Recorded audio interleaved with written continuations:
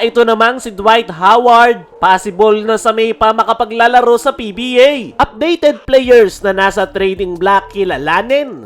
May makuha kaya ang Barangay Ginebra? Puspusan na ang pag-aanda para sa paparating na Commissioner's Cup at parte nga ng preparation ng mga kupunan ay yung adjustment sa kanilang lineup. Lalo na't hindi basta-bastang mga imports ang paparating this Commissioner's Cup. At ito na nga, yung latest players na nasa trading block na ngayon. Una ay itong si Matthew Wright. Ito ngang si Matthew Wright mga chong ay matagal-tagal na rin noong huling maglaro ng professional basketball. Naglaro nga ito sa Japan B-League at biglaan nga yung kanyang pagbabalik ng Pinas dahil sa isang family problem. Matapos niyan, hindi na bumalik si Matthew Wright sa Japan at huli natin itong nakita ay noong kakatapos lang na SEA Games kung saan natulungan niya ang Gilas na makuha ang gintong medalya. After nyan ay wala na ulit si Matthew Wright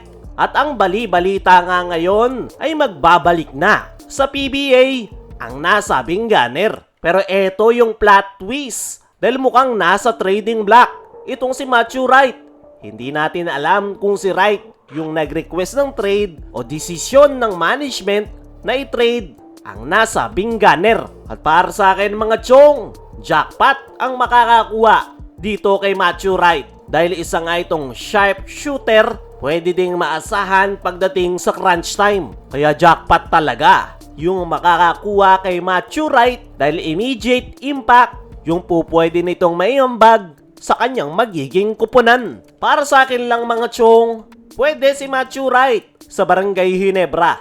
Lalo na ngayon na mas focus si coach team na mas i-improve yung kanilang outside shots. Nabanggit na rin ni coach team dati pa na gusto niya yung laro ni Matthew Wright. Ang hindi lang natin alam ngayon ay kung interesado pa rin si coach team sa nasabing gunner. Sunod ay sa Magnolia Hotshots. Mukhang desidido talaga ang Magnolia Hotshots na paghahandaan yung future ng kanilang kupunan. At ito ngang kanilang veteranong big man na si Ian Sanggalang ang handa nilang bitawan.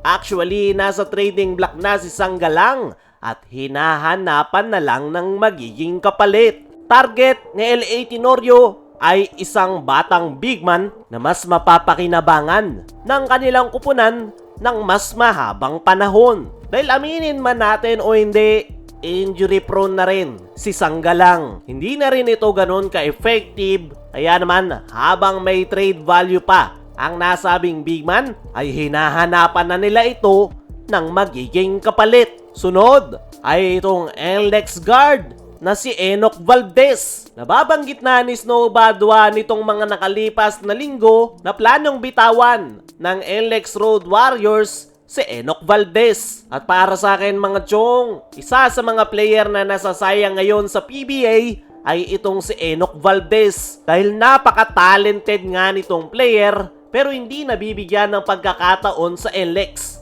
Di natin alam kung si Enoch Valdez yung nagre-request ng trade pero sakaling makaalis siya dyan sa NLEX at mapunta sa kupunan na mabibigyan siya ng opportunity ay paniguradong mailalabas niya yung kanyang full potential. Pagdating naman ay nasa trading block pa rin si JV Mocon. Pero bukod dyan, meron pang players ang Phoenix na pinagkakainteresan ngayon.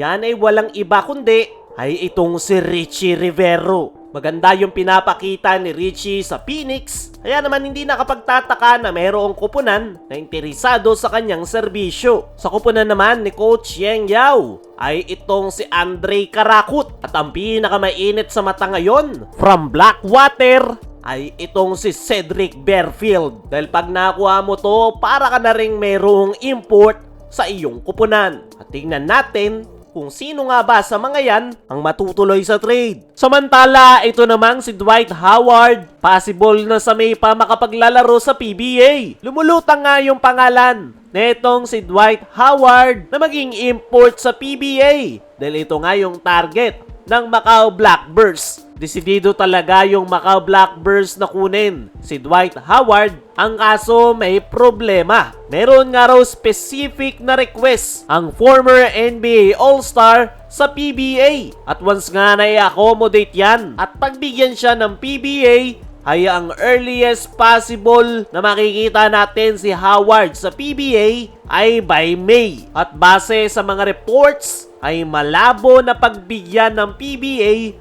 yung nire-request ni Dwight Howard. Nakakalungkot nga yan mga chong, pero sana lang talaga ay makita pa rin natin si Dwight Howard na maglaro as an import sa PBA. Kaya mga chong, ano ang masasabi nyo? Na sa May pa makikita si Dwight Howard, yan ay kung papayagan ng PBA ang kanyang request. Ano rin yung masasabi nyo sa updated players na nasa trading block?